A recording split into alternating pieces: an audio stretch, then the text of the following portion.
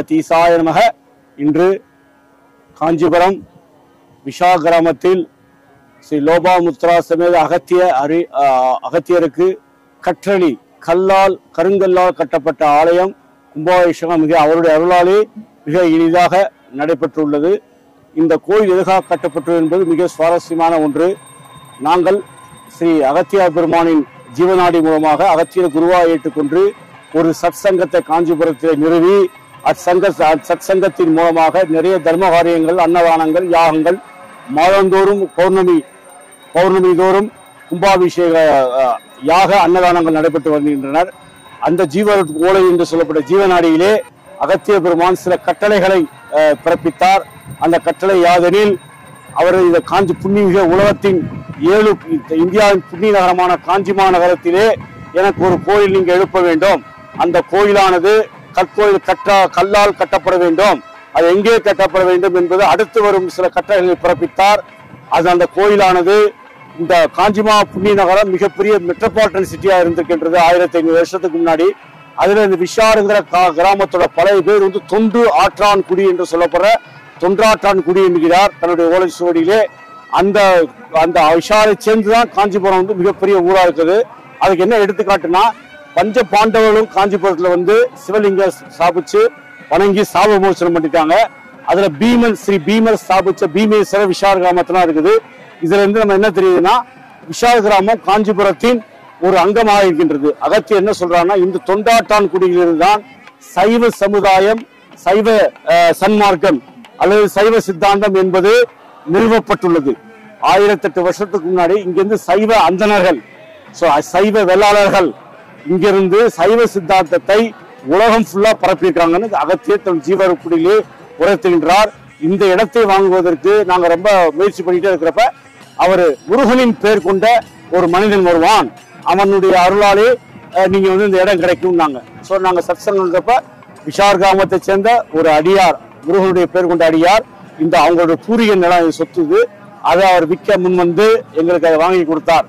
அப்படியாக 2 வருஷத்துக்கு முன்னாடி கொரோனாவுக்கு அப்புறம் இந்த நிலத்தை வாங்கி நாங்கள் ரெஜிஸ்டர் பண்ணோம். அவர் ட்ரஸ்ட் ஃபார்ம் பண்ண சொன்னாரு.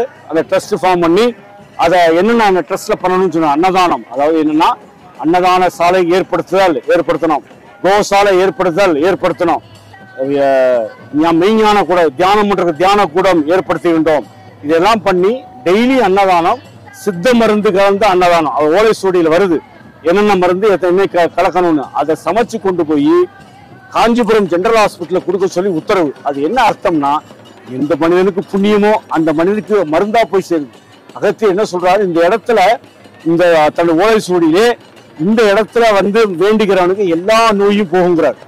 அவனுடைய மனநோய், உடல் நோயும் போகும், உள்ள நோயும் போகுங்கிறார் இந்த இடத்துக்கு வந்தா. அப்படியாப்பட்ட உத்தரவுகள் அவர் அவர் தன்னுடைய ஜீவநாடியில சொல்லுகிறார். அதை கண்கூடா நாங்க பண்ணிக்கிட்டே வரோம். கோசாலை ஏற்படுத்தினோம், நித்திய அன்னதானம் நடக்கிறது, நித்திய மோர்தானம் பண்ண சொன்னார். வெயில் காலத்துல வாசல்ல மோர்தானமும் பண்றோம், அன்னதானம் நடக்குது. இது தொடர்ந்து ஒவ்வொரு பௌர்ணமி என்றும் குரு பூஜை எடுத்து மகா அன்னதானம் செய்யப்படுகிறது.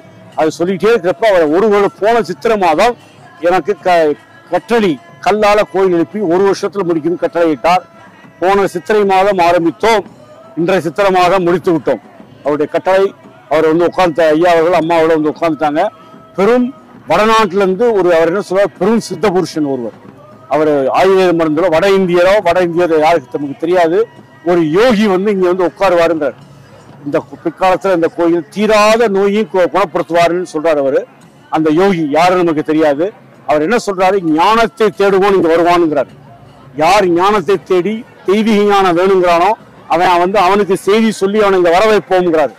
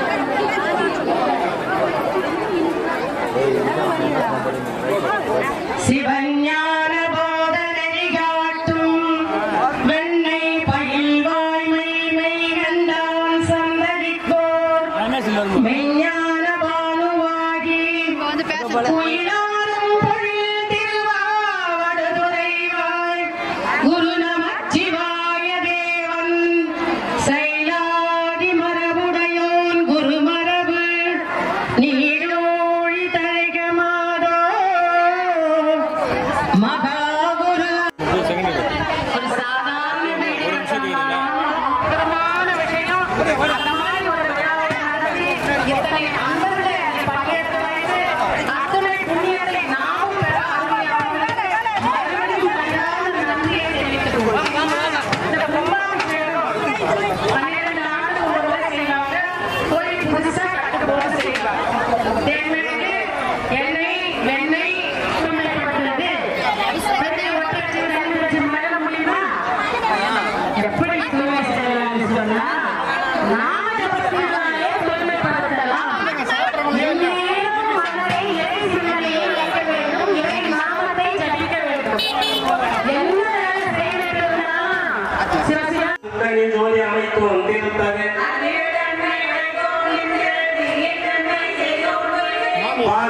காப்பு வைத்தோன் நேதகு காலின் ஊக்கம் கண்ணோன் நிழல் திகழ்